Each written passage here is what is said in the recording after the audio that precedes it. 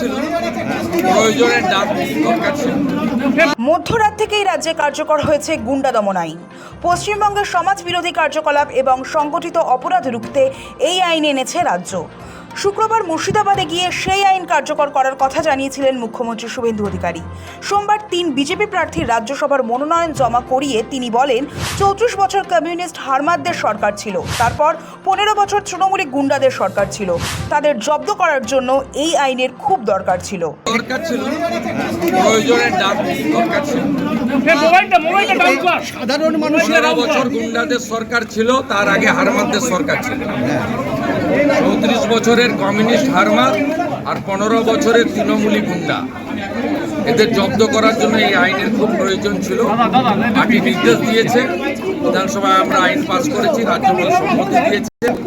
গত 29 জুন বিধানসভায় বিলটি পেশ ও পাশ হওয়ার পর রাজ্যপালের সম্মতি মেলে। এরপরই সেটি আইনে পরিণত হয়। নতুন এই আইনের মাধ্যমে আইন শৃঙ্খলা রক্ষা, সংঘবদ্ধ অপরাধ দমন এবং জননিরাপত্তা নিশ্চিত করতে পুলিশ ও প্রশাসনকে প্রচুর ক্ষমতা দেওয়া হয়েছে। নবান্নের ধারণা হলো, বর্তমানে যে আইন রয়েছে তা অন্তত এই বাংলায় আইনের শাসন কায়েম করে রাখার পক্ষে যথেষ্ট নয়। তৃণমূল জমানায় তোলাবাজি, সিন্ডিকেট রাজ, গুন্ডামি যে চরম মাত্রায় পৌঁছেছিল তা ঠান্ডা করতে বাড়তি দাওয়াই দরকার। প্রস্তাবিত নতুন বিল হলো সেই দাওয়াই। নতুন আইনের অন্যতম গুরুত্বপূর্ণ দিক হলো প্রিভেন্টিভ ডিটেনশন বা প্রতিরোধমূলক আটক। কোনো ব্যক্তিকে জননিরাপত্তার জন্য বিপজ্জনক বলে মনে হলে তাকে সর্বোচ্চ 1 বছর পর্যন্ত আটক রাখার সুযোগ থাকবে। তবে এই আটক নির্বিচারে করা যাবে না বলে সরকার জানিয়েছে। প্রতিটি ক্ষেত্রে একটি অ্যাডভাইজারি বোর্ড গঠন করা হবে, যারা আটক করার যৌক্তিকতা বিচার করবে। আটক ব্যক্তি নিজের পক্ষে প্রতিনিধি নিয়োগ করে বোর্ডের সামনে বক্তব্য রাখার সুযোগও পাবেন। নতুন আইনের আরেকটি গুরুত্বপূর্ণ বিধান অনুযায়ী কোনো ব্যক্তি সংঘবদ্ধ অপরাধ বা সমাজ বিরোধী কর্মকাণ্ডে জড়িত বলে প্রমাণিত হলে ভারতীয় ন্যায় সংহিতার প্রাসঙ্গিক ধারায় তার সম্পত্তি বাজেয়াপ্ত করার ক্ষমতা থাকবে রাজ্য সরকারের হাতে। এছাড়া আইন অনুযায়ী যদি প্রশাসনের আশঙ্কা হয় যে কোনো ব্যক্তি নির্দিষ্ট এলাকায় অশান্তি সৃষ্টি করতে পারেন, তাহলে পুলিশ তাকে সেই এলাকা বা প্রয়োজনে গোটা জেলা থেকে সর্বোচ্চ 1 বছরের জন্য বহিষ্কার করতে পারবে। এই সিদ্ধান্ত নেওয়ার ক্ষমতা জেলা শাসক অথবা পুলিশ সুপার বা তার ঊর্ধ্বতন পদমর্যাদার আধিকারিকদের হাতে থাকবে। নতুন আইনে আরও বলা হয়েছে, আইন কার্যকর করার সময় দায়িত্ব পালনকারী পুলিশ কর্মী ও সরকারি কর্মচারীদের বিশেষ আইনি সুরক্ষা দেওয়া হবে। সরকারের দাবি, এই আইন কার্যকর হলে সংঘবদ্ধ অপরাধ, দুষ্কৃতী কার্যকলাপ এবং দুর্নীতির বিরুদ্ধে আরও দ্রুত ও কঠোর পদক্ষেপ নেওয়া সম্ভব হবে। তবে এই ধারায় ভবিষ্যতে বিতর্কের কেন্দ্র হতে পারে।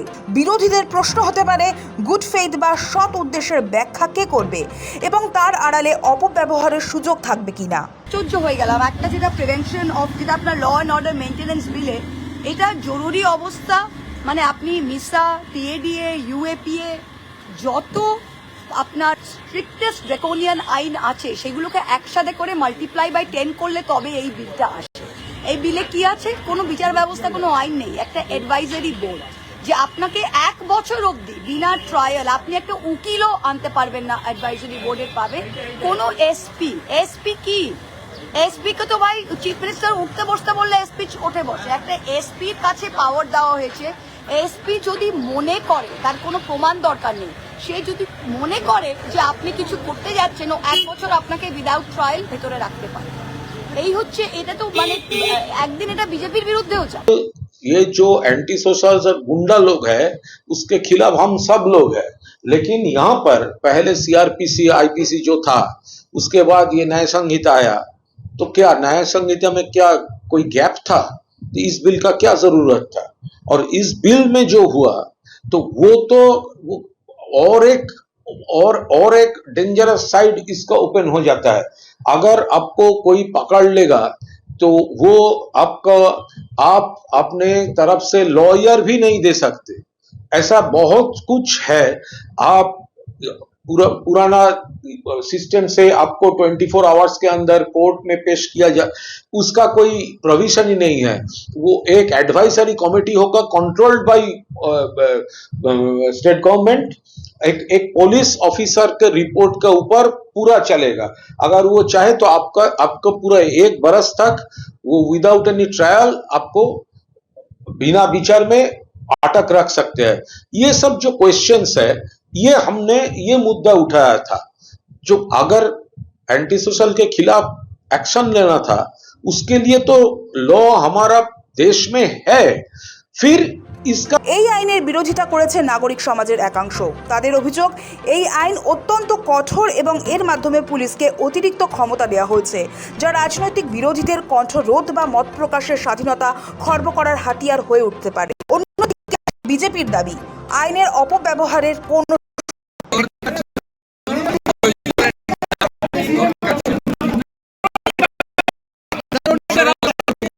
সরকার ছিল, 30 বছরের কমিউনিস্ট হারমাত আর 15 বছরের তৃণমূলী গুন্ডা জব্দ করার জন্য এই আন্দোলন ছিল। দিয়েছে বিধানসভায় আমরা আইন দিয়েছে। গত বেশ কিছু বছর মানুষ সবাই তাদের প্রাণ এদের হাত থেকে প্রথম দিচ্ছে। আর রাজনীতির সঙ্গে যুক্ত আইন হয়েছে এবং কড়াকড়ি ভাবে এই আইনকে ইমপ্লিমেন্ট করা হবে, যেন যারা এখনো হিরো ভাবছে নিজেকে সাবধান হোক।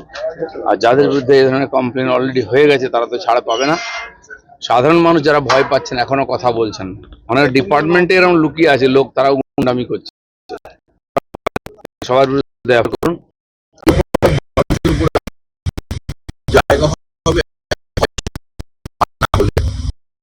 জেলের ভিতরে আইনের শাসন নেই।